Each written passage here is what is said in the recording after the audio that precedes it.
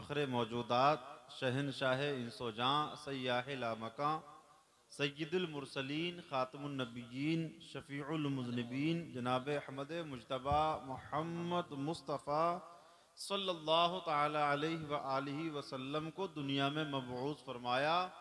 और जब मेरे नबी को अल्लाह ने दुनिया में पैदा फरमाया तो ऐलान फरमा दिया वलाकिन रसूल अल्लाह व ख़ातमन नबिय्यीन। ऐ लोगों, याद रखो कि अब तक जो ज़माना चल रहा था, जब दुनिया में गुमराही फैलती थी, अल्लाह अपना नया पैगंबर भेज देता था। जब दुनिया में लोग भटकते थे तो अल्लाह अपना कोई पैगंबर दुनिया में मबऊस फरमाता और उस पैगंबर के जरिए दुनिया से गुमराही खत्म हो जाती थी। हिदायत के चांद, हिदायत का चांद इस्लामी भाइयों नमूदार होता था, रोशनी फैल जाती थी। लेकिन अब जब मैंने अपने पैगंबर को भेज दिया है, आखिरी पैगंबर मुहम्मदुर रसूलुल्लाह सल्लल्लाहु ताला अलैहि वसल्लम को भेजा है, तो अब ये रसूल ऐसे हैं कि इनके बाद अब कोई रसूल नहीं आएगा। ये नबी ऐसे हैं कि इनके बाद अब कोई नया नबी नहीं आएगा। ये पैगंबर ऐसे हैं कि इनके बाद कोई पैगंबर नहीं आएगा। अलगरज ये कि अल्लाह ने मोहर लगा दी कि अब कायनात में कोई भी नया नबी पैदा नहीं होगा। अब सरवर कायनात सल्लल्लाहु ताला अलैहि वसल्लम दुनिया में मबऊस हुआ। अभी हम और आपने 12 रबीउल अव्वल शरीफ के मौके पे बहुत खुशियां मनाई, अभी भी मना रहे हैं। बहुत से घर सजाए, आज भी सजे हुए हैं, और सजाना भी चाहिए, खुशियां मनाना भी चाहिए। ये हम मुसलमानों का हक है, ये हमारा हक बनता है कि हम अपने नबी सल्लल्लाहु ताला अलैहि वसल्लम के नाम पर खूब से खूब खुशियां मनाएं, जितना ज्यादा हो सके खुशियों का इजहार करें। इसलिए कि इस्लामी भाइयों, मेरे नबी अलैहिस्सलाम का दुनिया में आना ये सबसे बड़ी हमारे लिए नेमत है, सबसे बड़ी नेमत। तो हुजूर को भी अल्लाह ने क्यों दुनिया में भेजा? ताकि अपने महबूब सल्लल्लाहु ताला अलैहि वसल्लम के जरिए अपने बंदों को हिदायत।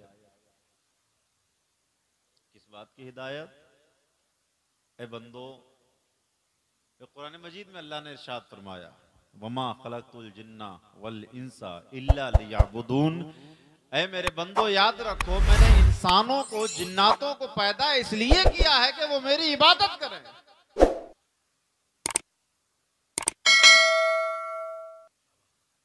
इबादत के तरीके भी अल्लाह ने बता दिए कि तुम्हें ऐसे ऐसे करना है। कहीं इरशाद फरमाया वरकऊ मअर राकिईन, रुकू करो रुकू करने वालों के साथ। कहीं इरशाद फरमाया वस्जुदू, सजदे करो। कहीं इरशाद फरमाया वज़कुरू, जिक्र करो। कहीं इरशाद फरमाया सब्बिहू बुकरतन व असीला, सुबह शाम पाकी बयान करो। कहीं अल्लाह इरशाद फरमा रहा है इस्लामी भाइयों के ऐ मेरे बंदो, याद रखो, मेरे महबूब सल्लल्लाहु ताला अलैहि वसल्लम की पैरवी करो, मेरे नबी की इताअत करो। यानी अल्लाह ताला ने अपने बंदों को उनकी जिंदगी में, इस्लामी भाइयों, अल्लाह ने ये हुक्म अता फरमाया है कि अपनी जिंदगी भर मेरी इबादत ही करते रहो। हो सकता है हमारे बहुत से मुसलमान भाइयों के जहन में ये बात पहुंच जाए कि अगर हम सिर्फ इबादत करेंगे तो हम कमाएंगे क्या, हम खाएंगे क्या? मेरे भाइयों, इमाम रब्बानी मुजद्दिद व मुनव्विर अल-फ़िसानी सैयदना शेख अहमद फ़ारूक़ी सरहिंदी रहमतुल्लाह ताला अलैह फरमाते हैं कि ताजदार मदीना सल्लल्लाहु ताला अलैहि व आलिहि वसल्लम की मुबारक सुन्नतों पर अमल करना ही असल जिंदगी है। बेशक हम खाएं अपने नबी की सुन्नत पर अमल करते हुए, हम पिए अपने नबी की सुन्नत पर अमल करते हुए। मेरे नबी ने अल्लाह का सुबह भी जिक्र किया है, शाम को भी जिक्र किया है, रातों की तन्हाइयों में अल्लाह का जिक्र करते। और सरवरे कायनात सल्लल्लाहु ताला अलैहि वसल्लम ने जिन औकात में इस्लामी भाइयों अल्लाह का जिक्र किया है, उन औकात में हम अपने अल्लाह का जिक्र करें, अल्लाह को याद करें, तो ये अल्लाह की इबादत ही तो है। नबी की सुन्नत पर अमल भी होगा और इस्लामी भाइयों अपने रब की इबादत भी होगी। अल्लाह ने इरशाद फरमाया पैदा कुदिरतिस सलातु फंतशरू फिल अर्द, जब नमाज पूरी हो चुके तो जमीन पे फैल जाओ। वब्तगू मिन फज़लिल्लाह, अल्लाह का फजल तलाश करो जी।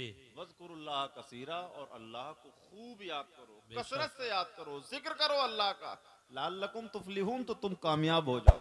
जी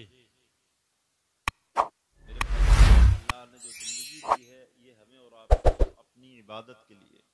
जब हमें दुनिया में सब कुछ अल्लाह ने अता फरमाया तो हमारा भी ये फर्ज बनता है कि हम अपने परवरदिगार को कभी ना भूलें। खुशियों का मौका हो या गम का मौका हो, ऐसा ना हो कि हम जब हमें बुखार आए या हमारे बच्चों को बुखार आए, हमारे जब पेटों में दर्द हो या हमारे बच्चों के कोई सर में दर्द हो, तब हम अपने रब को याद करें।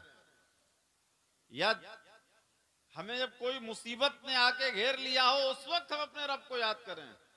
आज हम दुआ करते हैं, दुआ कबूल नहीं होती, बाद में शिकायत करते हैं कि दुआ तो की थी हमने लेकिन कबूल नहीं हुई। मेरे भाइयों, दुआ करने का अंदाज हमारा सही नहीं था।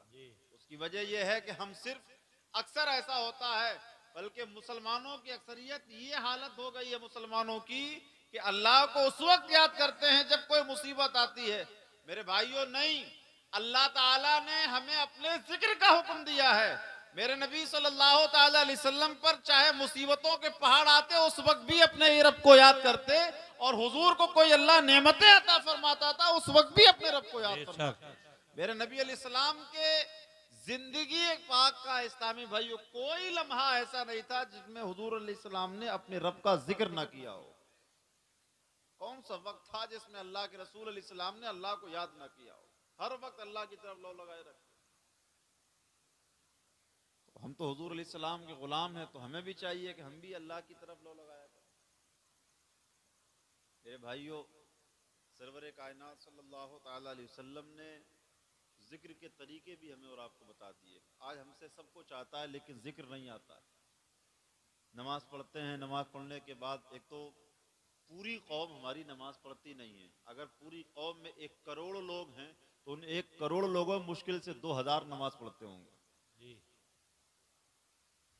हो सकता है गिनती हमने कुछ घटा बढ़ा दिया हो, लेकिन हकीकत यही है कि पक्के नमाजी तो बिल्कुल नाक के बराबर मिलते हैं।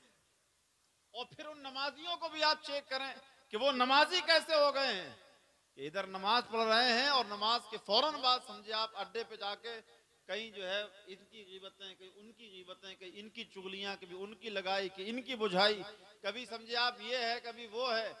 और फिर आप देखें कि इन नमाजियों के हालात भी अजीब से, इनसे नमाजें आप पूछ ली जाए तो सही से नमाज पढ़ने का तरीका ही नहीं पता। ये हमारी कमी है। आज फिलिस्तीन को आप देख लें इस्लामी भाइयों, कैसे लोग जो है बेचारे कितनी मुसीबतों में हैं इस वक्त। वो हम लोग बहुत ऐश और इशरत की जिंदगी गुजार रहे हैं। जब से हम पैदा हुए हैं तब से लेके आज तक शायद कभी हमारे साथ ऐसा मौका ना आया हो कि इस्लाम की वजह से किसी ने हमसे कोई टारगेट किया हो। हमारी तू तू में किसी से इसलिए हुई हो कि तुम मुसलमान हो। बहुत कम मौके ऐसे आए होंगे।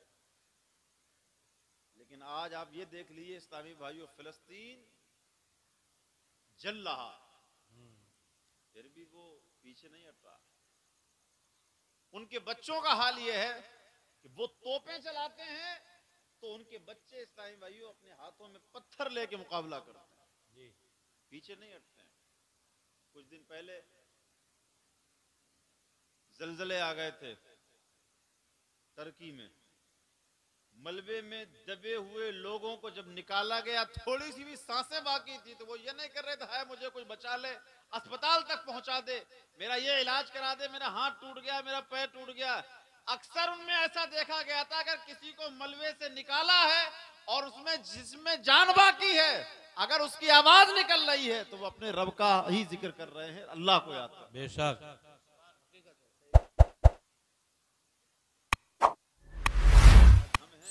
हम इतने ऐश और इशरत में होने के बाद भी, इतने सुकून से जिंदगी गुजारने के बाद भी, हमारे यहाँ गाड़ियां भी हैं, अच्छे बंगले भी बने हुए हैं, कारोबार भी कर रहे हैं अच्छा सा, हमें किसी से कोई फिक्र नहीं, किसी की कोई टेंशन नहीं, उसके बाद भी हम अल्लाह के जिक्र से दूर हैं। मेरे भाइयों, याद रखें कि अपना वक्त अल्लाह के जिक्र में गुजारें। और कैसे आप अल्लाह का जिक्र में अपने वक्त गुजारें? मेरे नबी सल्लल्लाहु अलैहि वसल्लम की हदीस पाक, ताजदार मदीना अलैहिस्सलाम फरमाते हैं, किसी ने फजर की नमाज जमात के साथ अदा की और अल्लाह को याद करता रहा, अल्लाह का जिक्र करता रहा, यहां तक कि सूरज निकल आए। जब सूरज थोड़ा सा ऊपर हो जाए फिर वो बंदा 2 रकात नमाज इशराक की पढ़ लेगा। इसका सवाब कितना है? मेरे नबी अलैहिस्सलाम फरमाते हैं कि अल्लाह ताला बनी इस्माइल के 4 गुलाम आजाद करने का सवाब अता फरमाता है। बेशक, सुभान अल्लाह।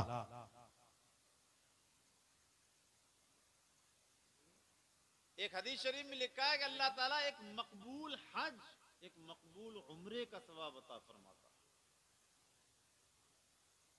ये फजर की नमाज पढ़ने के बाद बंदा अल्लाह को याद करता रहे या तो कुरान की तिलावत करता रहे, अल्लाह का जिक्र करता रहे और फिर इशराक की नमाज पढ़ ले, ये इतना सवाब है। तो आप सोचो इस्लामी भाइयों, आज हमारा वो वक्त कैसे गुजरता है। अक्सर तो वो होता है, अक्सर तो ऐसे लोगों का वक्त, ऐसा वक्त लोगों का ऐसे गुजरता है कि वो खर्राटे से सो रहे होते हैं, नींद ले रहे होते हैं। और जो लोग जाग करके नमाज फजर की अगर पढ़ भी लिए तो अक्सर ऐसा होता है कि वो वक्त हमारा बातों में गुजर जाता है। बहुत अहम वक्त है मेरे भाइयों। और सरवर कायनात सल्लल्लाहु ताला अलैहि वसल्लम ने असर और मगरिब के बीच का जो वक्त होता है उसके बारे में इस्लामी भाइयों हदीस शरीफ में लिखा है कि जो बंदा असर की नमाज जमात के साथ पढ़े फिर अल्लाह का जिक्र करता रहे यहाँ तक कि मगरिब की नमाज का वक्त हो जाए, मगरिब की नमाज पढ़े, तो इस बीच का जो टाइम उसने अल्लाह के जिक्र में गुजारा है अल्लाह ताला 4 गुलाम आजाद करने का उसे सवाब अता फरमाता है। और आज हमारा चायों में, होटलों पे, यहाँ की बातों में गुजर जाता है। मेरे भाइयों, जिंदगी को सुनते कि अल्लाह ने हमें क्यों पैदा किया है। सोचें कि कयामत के दिन हम अपने रब की बारगाह में क्या जवाब देंगे। इस महफिल से इस्लामी भाइयों ये मैसेज लेके आप जाएं, ये अज़्म करके जाएं कि इंशाअल्लाह आज के बाद हमें अपनी जिंदगी अपने रब के जिक्र करते हुए गुजारनी, अपने नबी अलैहिस्सलाम की सुन्नतों पर अमल करते हुए गुजारनी। आप हर वक्त अल्लाह का जिक्र कैसे करेंगे? आप हुजूर अलैहिस्सलाम की सुन्नतों को अपना लें। मेरे नबी अलैहिस्सलाम खाना तनावुल फरमाते, बैठ के खाना खाते, बिस्मिल्लाहिर्रहमानिर्रहीम पढ़ के खाना खाते। आका सल्लल्लाहु ताला अलैहि वसल्लम घर के अंदर तशरीफ लाते, दुआ पढ़ते थे, बिस्मिल्लाह पढ़ के दाखिल होते थे। हुजूर अलैहिस्सलाम अपने घर से बाहर तशरीफ ले जाते तो दुआ पढ़ के जाते। हुजूर की सुन्नतों को अगर हमने और आपने अपना लिया तो इस्लामी भाइयों अल्लाह के नबी की सुन्नत पर भी अमल होगा और अल्लाह की इबादत भी होती रहेगी। अल्लाह ताला हम सबको अपने दीन पर अमल की तौफीक अता फरमाए।